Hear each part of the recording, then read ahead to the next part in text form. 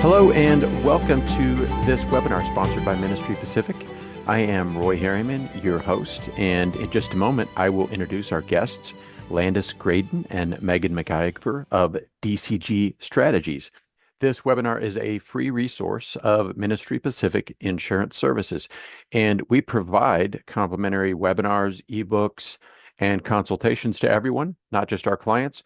And the reason we do this is because our goal is to help you minimize risk so you can succeed in fulfilling your mission, which we believe in.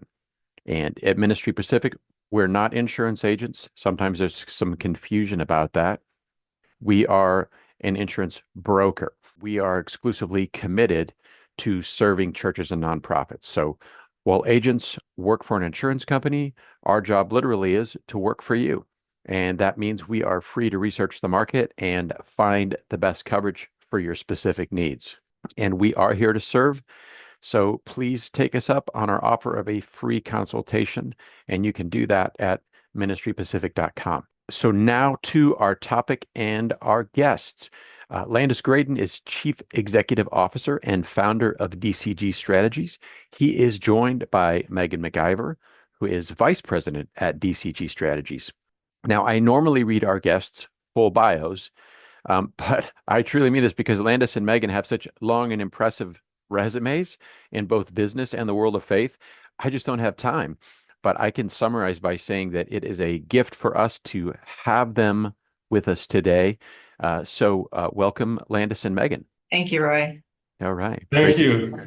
You Pleasure bet. to be here. Before we get into our topic, please tell us a little bit about DCG Strategies. I think that would be instructive for our listeners today, our viewers today, and how you serve the faith and not-profit community and the types of problems that you solve. Well, first, thank you for this opportunity. It's wonderful to be able to share what we know and things that we hope will help the ministries of every single person joining this call. So it's great to be with you. DCG Strategies was founded 20 years ago, and we serve churches, faith-based institutions, nonprofits, and public school districts, so mission-driven organizations.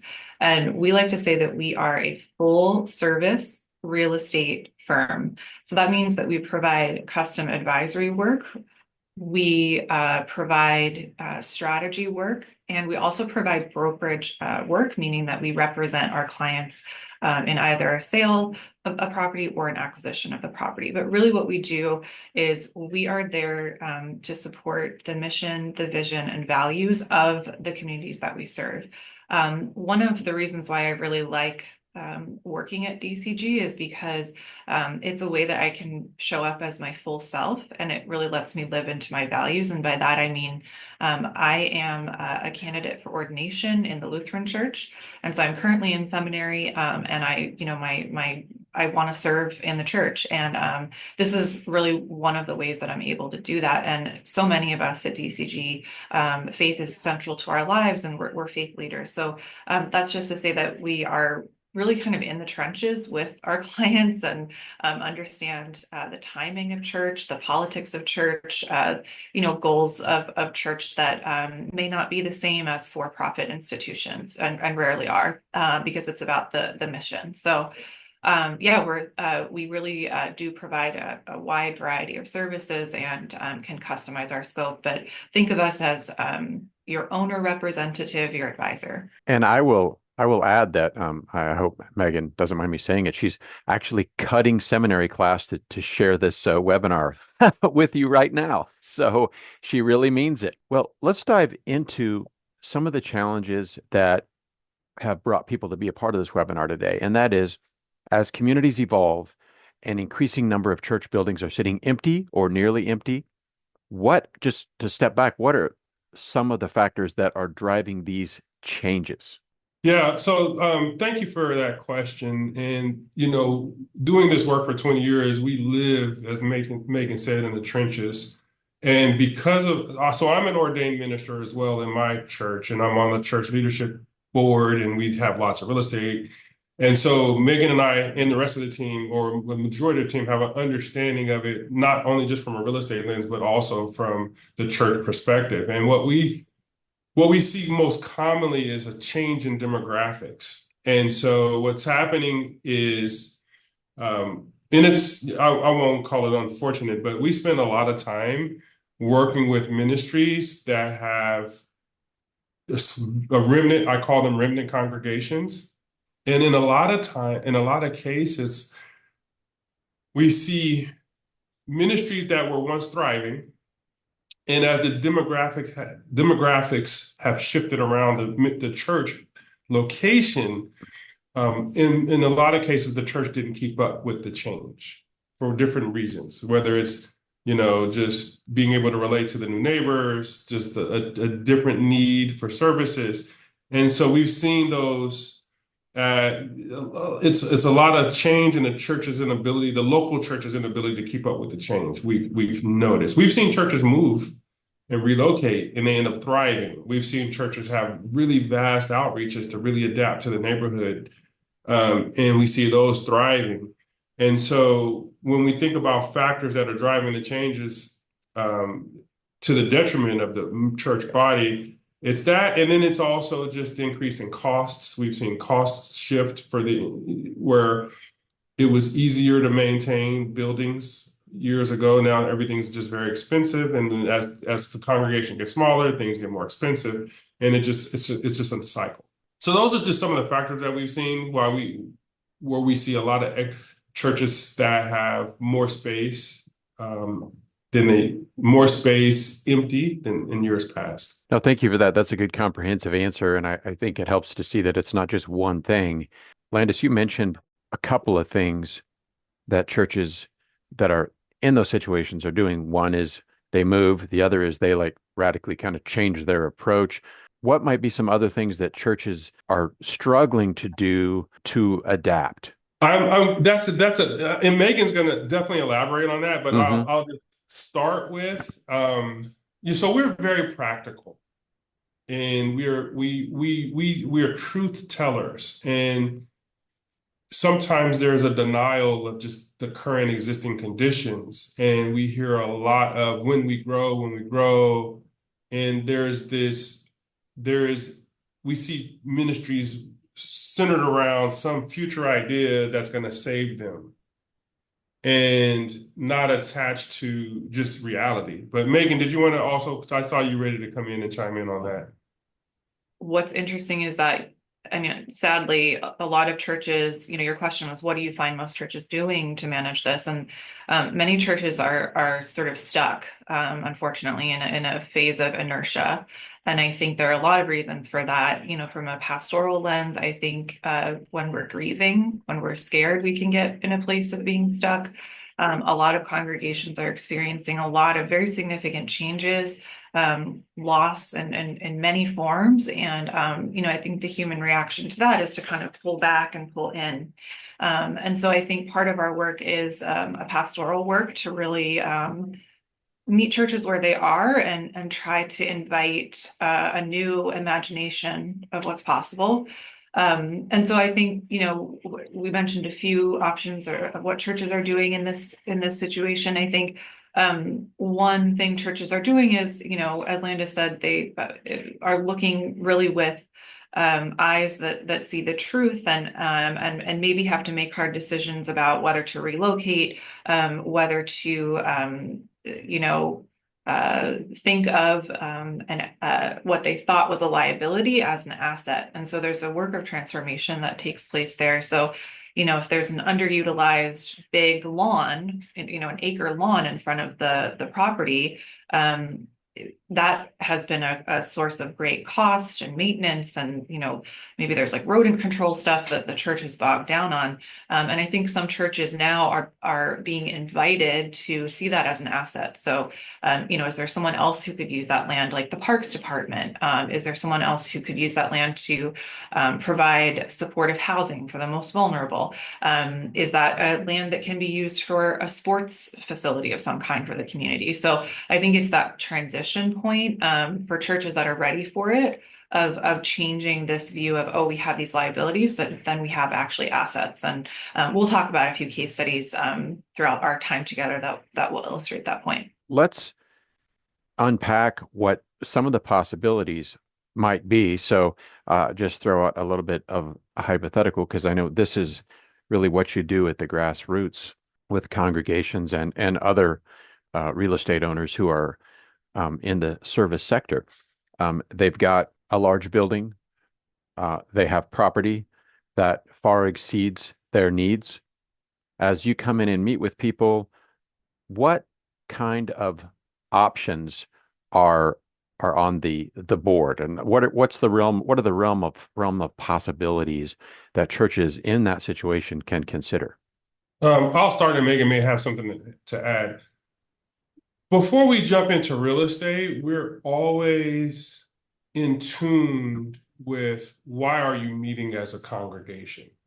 And so while there is a real estate solution that they may be looking for, we're wanting to uncover their purpose as a community first and foremost.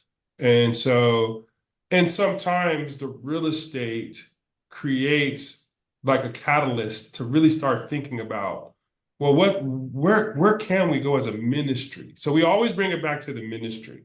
And then, so when you talk about possibilities, once we have an understanding of where they're going as a ministry, then that allows us to be creative and think entrepreneurial about, well, how can we help your real estate meet you where you want to go? I'll contrast that with, I remember meeting with a church a few years ago, and because of the work that we do, we work all over the region. We spend a lot of time with churches on a daily basis, pastors, leadership teams.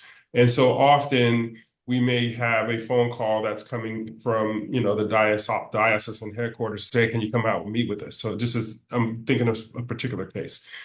And when we got there, they had this beautiful, high visible, just really nice property.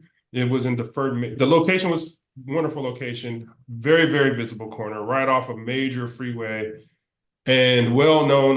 It's a well-known location. And when we went inside, we noticed there was a lot of deferred maintenance on the interior, and there was maybe 15 people that were maintaining this big property. And the person from the diocese said, well, why do you meet here on Sundays? What is your purpose for coming together? And what we heard was, and they were elderly, they were aged congregation. What we heard was, well, this is what we've always done. We come on Sundays and we get together and we have coffee. And what we learned was that's their social community. The entire neighborhood had changed. It was a lot more expensive. And they came into this location because that became those were their relationships, because they really didn't know their neighbors. But that was their reason for meeting. They didn't talk about Jesus or, we're active in ministry. And they didn't want to do anything. They just said, we're just going to keep doing what we're doing. Now the church is sold. They closed the church and it's sold. I don't know what happened to the people. And so I say that because we come in and listen for where you want to go as a ministry. And sometimes it's just okay to be honest. We don't know. And I think, when I was saying denial earlier, I wasn't wanting to be negative. I was just really saying there's a level of vulnerability that's required in this process, and just acknowledging either we're not as effective as a ministry as we used to be, or we want to be, but we just need some help. Or, we have this new vision that's emerging, but we're not quite sure how to navigate that. And once we hear those things, then we get excited, because now we're hearing some folks want to do housing. Some folks want to do other community impact services. Megan mentioned it. Maybe they want to work with the Parks District, or they want to work with the school districts or private schools. So what we're able to do is look at all the realm of possibilities for their real estate, and then we work backwards from their vision. So rather than try to we don't force our ideas and our technical expertise, but instead it's employed at the benefit of the ministry. Now, we will say, if their ideas don't match that location's ability to produce those type of services for land use or economically, then we may say, well, maybe there's opportunity to sell this property and relocate elsewhere, or do something different if they're open. But it starts with ministry, and then we start identifying what the desires are, and we work backwards to help them get there. If there is a path forward, we'll get there. And so, Megan, I know that was a long answer, but did you have anything to add to that? Yeah, I think that is the scenario, that is the framework that we know produces results that are really rooted in reality and in community and that last. And I think, you know, your question, Roy, about what options are available for folks who are in an outsized building. You know, I think we think of, to really simplify it, there are kind of three options. You know, either lease part of your one of, you know, again, as Landa says, we meet people where they are. If the question becomes, well, you know, we want to stay in this place, but we need additional income to fund different ministries. You know, one way to do that is to lease part of your space to some other tenant. One option is, of course, to sell part or all of your property.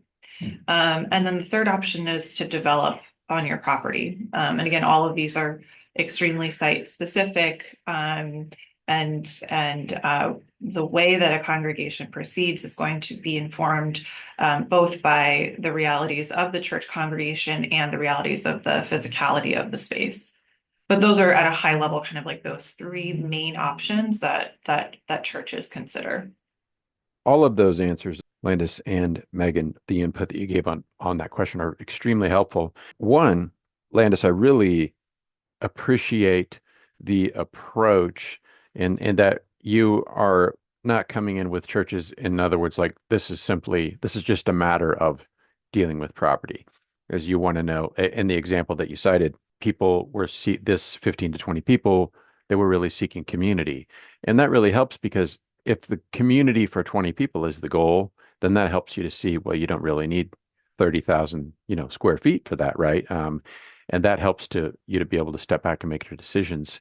And then just simply taking the time to listen and to help them make real estate decisions that align with their mission and their goals. That would give me, if I was a pastor or I was in that congregation, a lot of confidence that you were looking out for my best interests. And let's face it, a lot of business consultations, listening isn't a big part of them. So it's refreshing to see that. Can you share with us some case studies where you've worked with clients, with churches and other faith-based organizations in these realms? What are some stories that you can share with us? Let me first start with Dr. Agee. So Dr. Agee, he's in West Oakland, Friendship Christian Church. And when you listen to his story, God called him to the neighborhood at a time where there was tremendous crisis during a drug epidemic, and he was led to get involved in intervention programs to save people, which he did. And he talks recently, several years ago, he's in an area where there's been a change in the real estate environment, and there's been tremendous shift of value where it's property in his neighborhood, West Oakland, is very, very expensive now. And there's been a lot of new development. So there's been a lot of very well-resourced people moving into the neighborhood, and this displaced a lot of folks that were indigenous there who just were maybe a little bit lower income. So with that, he had a new vision. He felt God called him to start housing vulnerable seniors that are from the community so they don't have to leave. And so he took his church, decided he was going to tear the building down, build housing, keep the church there reconstitute the church in a brand new space that's part of the new development. And he's in construction now. And he's in a great situation because he's also co-developer, so there are financial resources flowing, but he's really clear on where his ministry is supposed to go. So that's been a great success story of ours. We started working with him several years ago. Selling is also, there's a case in Newark with the Lutheran Church that they decided it was in their ministry calling to merge with another church where they wanted to do new things, and they felt like they were able to then use that building that they'd had for a long time, and I'm calling it a building at this point, because they decided we are no longer going to do ministry at this location. And they really took the parable of talents as it was intended, that these are resources that God has provided, and therefore we need to make sure that we're maximizing these resources for ministry. And it doesn't have to be through us because God is the owner of the resources. And so that was an example where we saw a ministry that wasn't mourning closing their church and then shifting, not losing, but shifting the identity that they had been anchored to for decades. And they took on a new vision, new wineskin, took those resources from the sale and literally reinvested them back into their ministry, other churches within their denomination, and provided grants for multiple churches. And we're talking millions of dollars to do additional ministry. So you had these other ministries praying for resource. They want to build housing, or they have other social programs that they were poised to provide, but they lacked resources. And this church did something that we honor and celebrate, where they didn't see closing the church as death or something that's a negative or a failure, but they saw it as a seed that they grew, and then they reharvested. It's almost like taking orchards and then reharvesting the seeds from the oranges that are growing on your tree, because you're going to make more oranges. And they reinvested those and gave new life to communities through the ministry. So those are two examples. One was a redevelopment for housing. One was an actual sale where they wanted those resources to be reinvested and multiplied. And that was successful. And we see that a lot of churches that may be facing like, should we close? The property is not sustainable. Instead of that being a negative, depressing circumstance, they looked at it as, no, this is a new calling for us. This is not like the end. It's a new beginning. Megan, did you have anything to add to that, or? Those are the two examples I was going to lift up just because they're recent and top of mind, but we have so many. But yeah, I think it's that these are not simple transactions, and I mean that on a number of levels. Church real estate is a complex thing, commercially speaking, but it's a complex thing spiritually speaking. And I think that we get most excited when we see churches that are open to those new possibilities and the ways that new ministries can be brought out of maybe ministries that are declining. But I'll also say that, we have the privilege too of working with churches that are growing. And so we often work alongside congregations that have met in a storefront, that have rented movie theaters, and they're ready to make a purchase. And so we work with them to find creative ways to make sure that they're not overpaying for space, and that whatever they choose is going to serve their community for a long period of time.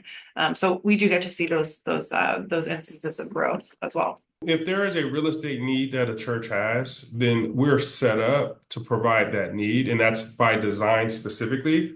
We look at it as we're the church's real estate department.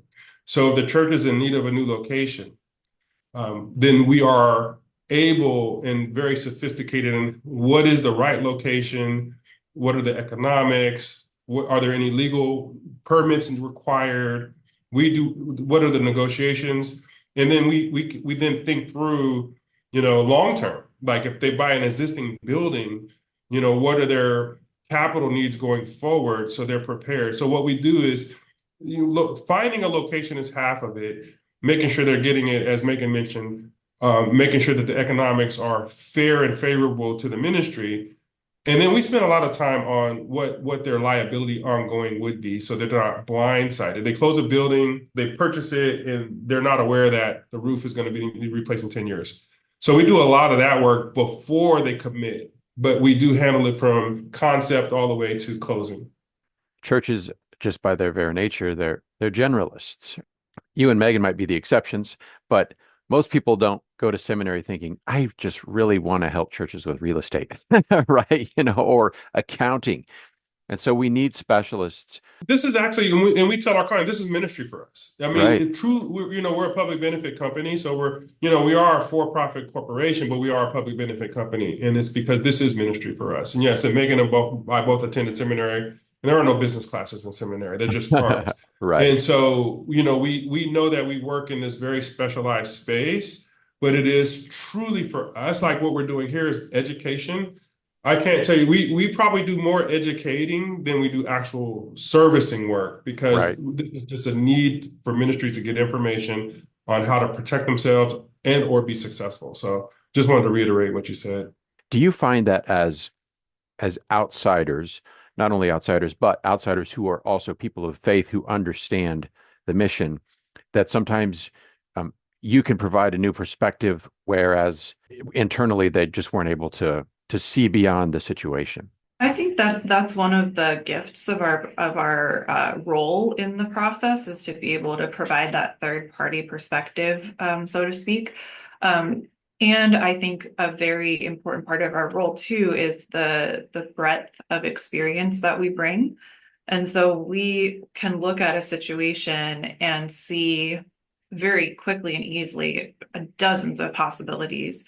And that's a real gift that we can share with congregations. And, we were just talking about formation for ministry and seminary time. And indeed, there are no classes about this, but property decisions, as we know, really can make or break ministries. And so I think what we try to do is bring all of our experience and a new imagination to the future of that particular place and that particular group of people.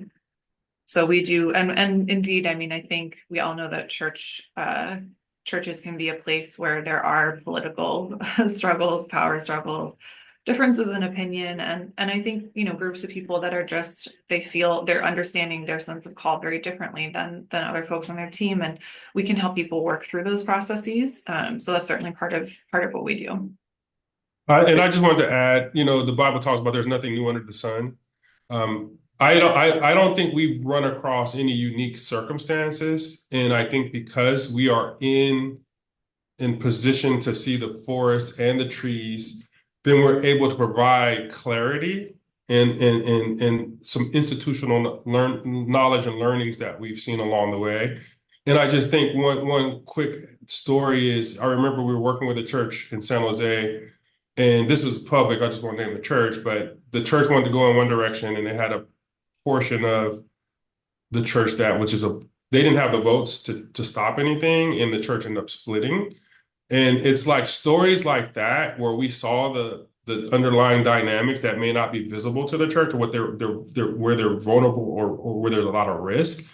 And so we're able to kind of bring that into the beginning of the process and help them, even before we start talking technical real estate stuff, we're able to help them understand just how important it is to just be aligned internally first before we even go down this path. But it's our experience and it's our perspective that we believe provides a lot of value to those conversations. And even if they say, we're just going to put everything on hold for 5 years, that's probably better for them to do that until they figure out exactly who they are, what their identity is now, what it's going to be. So just, I think to Megan's point, we do provide a lot of great perspective from our vision. What's unique is that when you come into the situation as an objective third party, that you also are someone who's coming in who values their mission and what they do. And so I think that gives confidence. A related question is, and this comes up not only with real estate, but with,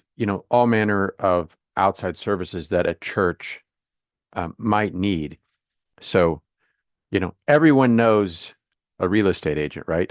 So you could see easily in a small congregation, like, well, my cousin, Desmond, he's an agent, so why do we need to contact these people? And I'm not asking you to put other people down, but what might be a reason why you could bring a perspective that a traditional, even, commercial agent can't do?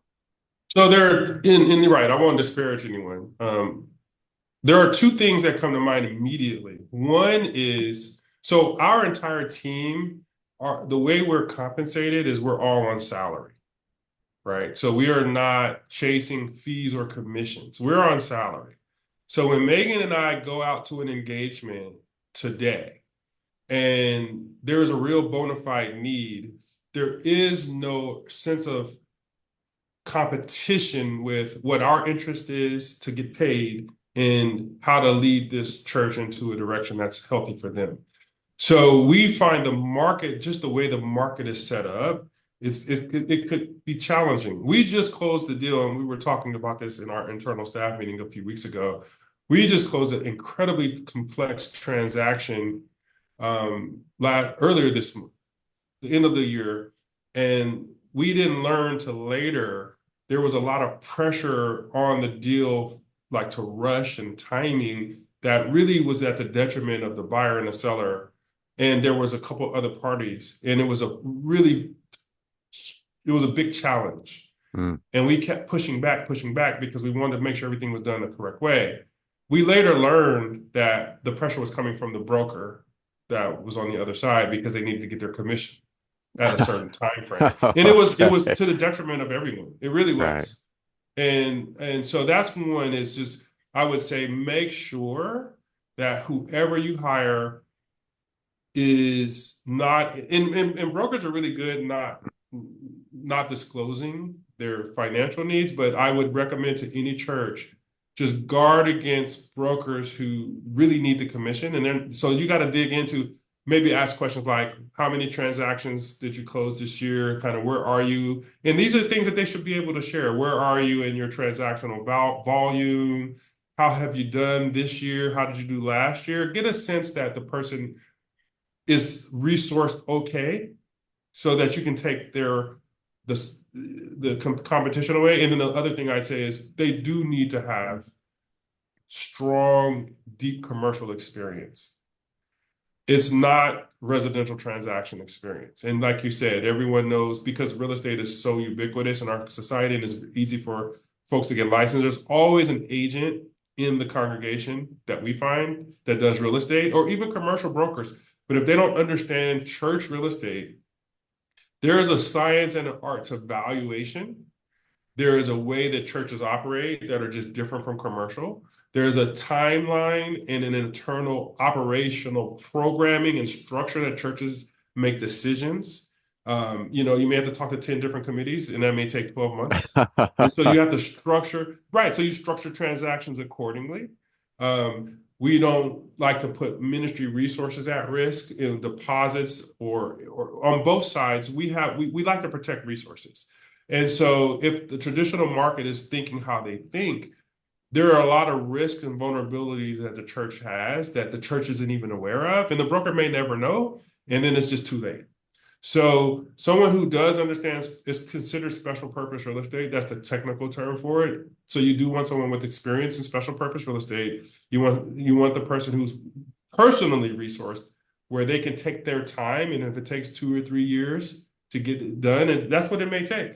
That deal I just mentioned that we closed, we had been working with them for 6 years, and we just earned a fee this month. But we were set up for that. So those are the things that are top of mind. I'm glad I asked you that question. That is extremely helpful. And it's not only your timeline and the church timeline, but you have government timeline Yeah. and Megan, go ahead. I'm sorry. Oh, no, I'll just add to that. If you're working with a person or a company that specializes in church real estate, that person will know or should know the universe of buyers. So it's not just like you go to the market and you have an open house and people show up. Because we're in this every day, we know in any given area, congregations that are waiting for space to open up. We know the buyers, and we know their needs. We know that they need 3 Sunday school classrooms or whatever it is. So that's also the value that you're getting when you work with a broker. The other thing I'll mention is that churches are used to being really scrappy and figuring things out on their own. And that has allowed churches to do a lot of things on not a lot of money. I think with complex real estate transactions, though, that perspective or culture can work to a church's disadvantage, because Also, I think it's this type of thing. This is a bad analogy, but it's like if you have a pet and you go on vacation and you ask your friend to take care of it, and your friend is like, "Yeah, I can do it," and they do it, but like you're not really sure that they're going to do it that well, and if they don't do it well, you don't have any means of getting that, or if you use a professional pet sitter, that's a very different process. And I'm sorry for the analogy, but you know my meaning. It's that I think people can be very well intentioned and then maybe not know what they've signed up for, and they're just helping out, and that's really great. And we want to make sure that we harvest the sort of good energy that's coming from that willingness to help, and also recognize that there's tremendous value that a focused, professional, experienced broker can bring to you, especially when this is such a high stakes decision that the church is going to make about its future. I just want to throw one technical thing out. I know you want to move on. If you're in a position to lease, if you're like looking for a property, you want to lease it, or if you want to purchase it, do not sign your lease or close escrow without, because you said something about government processing, making sure that number one, the local land use allows church use, and that you actually, and if it is conditional, if it's some type of conditional approval, that you obtain the approval first before you commit. A lot of churches get in trouble that way because just whoever they're working with, just they don't understand. So we've seen churches close escrow to not be able to use the church the building as a church and lose money, lose their congregation, just because those are little nuances that should be done up front. So I just want to throw that out since we were on this in this vein. Just a real quick aside here, real estate transactions and using church or nonprofit property for income generation can have tax implications. And we have a webinar coming up on February 12th on this very topic, which may be instructive, and you can register at ministrypacific.com. We have some good questions, which I want to get to, but I want to ask the two of you one more thing. And again, this is extremely helpful. So when it makes sense for a congregation to change the use of their building, whether they're in any of the scenarios you've mentioned today, and it seems to make sense on all practical purposes, but they resist and they don't do it. What do you find are some of the things that hold churches back from doing something that could be beneficial both to themselves, to the community, to even another congregation that might want to partner with them? I'll start by answering that question, and then I kind of want to reverse it and put it in positive terms. Yeah. I think one of the things I sort of touched on this before, but I think churches can get into a sense of inertia because they're grieving, or they can't imagine the future looking any different than it does right now. And I know there are some churches where, it's hard to imagine sitting in a different pew than the one that you sit in. So changes for churches are difficult. And there's just it's scary to make such a large decision. And there are so many terms. And if you get even one term wrong, and this is not to scare folks, but just to say, we've seen churches get themselves into leases. They lease out a part of their space, and they agree to very extraordinary, absolutely non-standard commercial terms, and it just destroys the entire value of the property. And if they just had someone look at it, we would say, listen, this is ridiculous. But so anyway, it's just that importance of having a professional on your side to give you that confidence that you're well informed so that you can make decisions and move forward. There's also a piece of what I call pastoral care and leadership, and that can happen either from the pastor or the priest, or just lay leadership. Not just lay leadership is very sacred. I mean to say, from committees within a church organization that take these questions very seriously and care for them. But I did want to sort of frame that question in positive terms, meaning what are things in churches that we see are foundational to them being able to move forward, to be able to take a risk and create new resources. And I think those things are a deep capacity to listen collectively to what God is calling them to do right now at that moment. And I think a deep sense in which that church is not meant to serve itself, but that church is called to its community, to its neighborhood, and a church that's really well networked. So we see churches what I have seen is churches sometimes hesitate or get blocked when they're just focused internally. Churches that we see being ready to embrace the future, ready to move on, ready to preach the gospel in new places and new ways are the ones that are really extending themselves. They're giving, they have ministries that are going on. They know who their neighbors are, they know their purpose, they know their calling. Those sorts of things. Oh, and then also we see churches being very successful if they already have practices in place where they can meet as a group and work through complex decisions. So where those processes are working really well. For example, do you meet and do you work through scripture together in a way that folks who don't agree with you, can also feel safe to voice their opinions? How do you work through conflict? So having a good decision-making apparatus within the church community, that's also really important for success. What I'm hearing just throughout, and then I want to share some of these good questions, is that on the surface, releasing or repurposing a building might feel like it could diminish or end a congregation's impact, but it could be that this action will cause a congregation to have an even greater impact than before. It's up to each congregation to decide what that might look like. I want to thank everybody for the excellent questions. And I'll start with a quote unquote easy one. Ben asks about, does a parsonage on the property, does that in any ways cause any complications or difficulties in terms of making a decision about property? I don't quite understand the question. Is it if it's to sell a property? No. If it's to lease a property? No. I mean, the parsonage is treated just as part of the Okay. overall evaluation. So I don't think a parsonage complicates anything. Well, good. It was an easy question. I was right. Okay. Arlene, she's contributed a number of things here, but she said, in terms of building use, I would have never thought about denial and grieving as part of the process that we need to face. So it's not merely just a matter of legality. So again, very helpful. And she also talks about all three options that you presented could be exciting. Fritz of Ministry Pacific, he says, in assessing a church's ministry that fits the footprint or location of the building, what is a typical number of consultations that you might do before coming to a conclusion? And I know you said a recent transaction took 6 years, so I don't know. Is there a typical amount of time, or what kind of time frame might people have to think about? Part of when we were talking about your team, it's knowing what you need to know. But there isn't a magic number of consults. What we want is to make sure that we've uncovered all the probable risk. So, if it's redevelopment, there are a number of different vendors that we will need to bring in to understand. If it's an acquisition, we want to understand. So it's all really about information. So for us, we typically are per area of technicality, if you will. We just need one report per vendor, and we're good. So for us, we're going to collect all the information. It's more so time frame for us. I look at it that way. We should be able to figure out everything we need to know about the property within 45 to 60 days. Mm-hmm.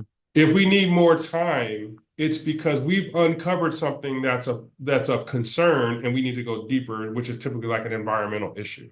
So financially, governmentally, physically, we'll have that information within 60 days. And then if there is maybe there's underground contamination of water or some other environmental issue that requires testing and then monitoring and samples, then that kind of drives the timeline depending on what it is. So I look at that more as number of days than the number of consults. Steve has a great question here. He says, we're a fairly healthy church, and we see several remnant congregation buildings with lots of property and buildings that are fairly underutilized. How would you approach a church? How do you tactfully, artfully do that? And I say this from our side as well, as ministry leaders, we can't help but the ego is always kind of lurking, and we have to guard against ego. So sometimes if we approach cold, there's a wall of defensiveness that goes up. So to avoid that, number one, we're very patient. And number two, I always look for a trusted relationship that they have.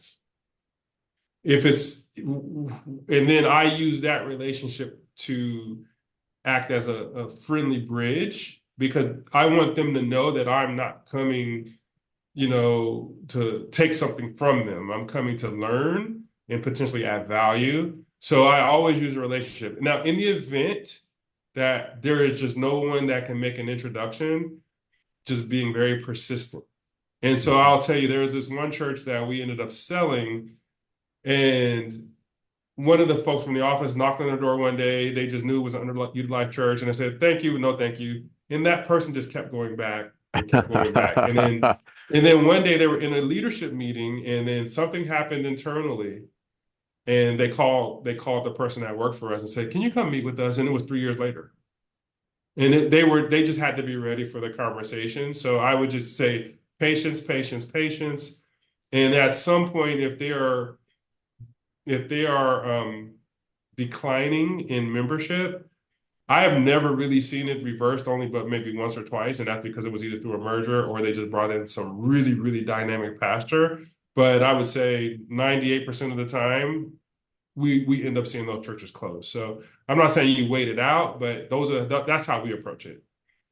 Oh, I'll just add that I think that we encounter, I think there's a quote, something like progress moves at the speed of trust. And I think that's part of what has to happen. And also, I think churches are right to adopt an attitude of kind of prove to me why I should trust you. And I think that that's good. And we respect that because we know that a lot of churches every day are being accosted by developers, by people who do truly just want to make money off of them. And so that's, it's great that churches want credentials, they want to get to know us. That's a good, healthy sign. Crislin said their church has been approached by a developer. They're not really interested in selling.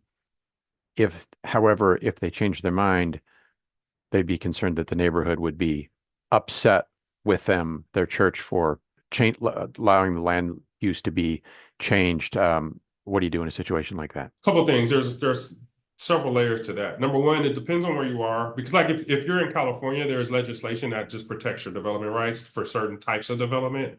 So that's number one. I'm speaking of the neighbor. So there's two perspectives out here. Number one is, what if we want to take advantage of that opportunity? You would have someone that is a development expert study. It's very important. Study the underlying value as a future development. And then if there are developers interested, they're going to remain interested. So in that case, you can structure that type of arrangement to your best interest by understanding what the developer wants to do with your property. And even if you want to do what's called an option agreement that later on you exercise. In terms of the neighborhood, some jurisdictions have legislation that support it, but it's the government process is one in which, there's often a public hearing associated with the development approval. And there is sometimes, or there used to be more or less now, depending on where you are, neighborhoods will organize sometimes, or there will be people in opposition. That's a normal dynamic. I always just think that the pulse of the neighborhood. If the future development fits within the context of the community, if you're seeing development projects are being approved, even if not in your most immediate vicinity, but somewhere in the vicinity, then there's a sense that the policymakers may be favorable. One way to find out is you can talk to the council members or the planning commission and just get their attitude toward future development. If they're very positive and if the planning staff is positive, the community then, even if they're opposed, there's two groups. There are those that are vocal because they have real concerns, traffic, views, or some other tangible, real concern. There's most likely a mitigation for that.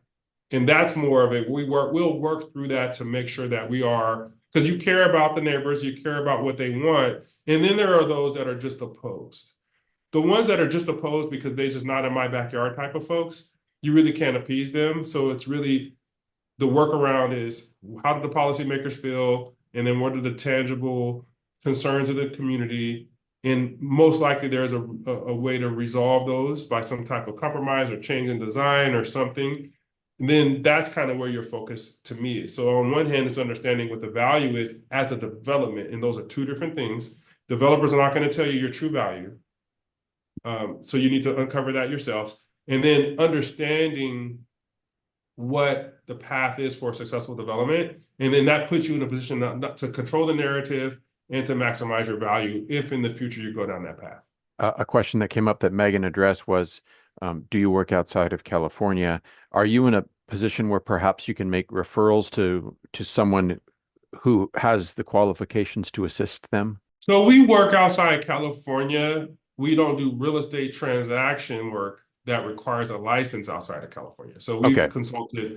we've consulted and done projects in Chicago, Mhm. Washington State. We've consulted with churches on the East Coast. So a lot of land use stuff, development stuff, just a lot of that doesn't require a license. So we do that. Mhm. If it comes down to selling a property or leasing a property, then we'll most likely partner with a licensed Sure. broker. So we do have that capacity, but we do that on a case by case. I Okay. have a Okay. call with someone in Nevada today that's looking at development. Landis and Megan, any final thoughts that you'd like to share? I'll leave that with Megan if she has any. But thank you all for indulging us. It's been a pleasure. Yeah, thank you for the opportunity, and our contact information is in the chat, and also please check out our website, DCG Strategies. That's right. Just dcgstrategies.com. So, That's correct. Yeah, there you go. and we are at ministrypacific.com if we can be of service regarding insurance related matters. So thank you again to DCG Strategies for sharing this. Thank you, and everyone have a wonderful day.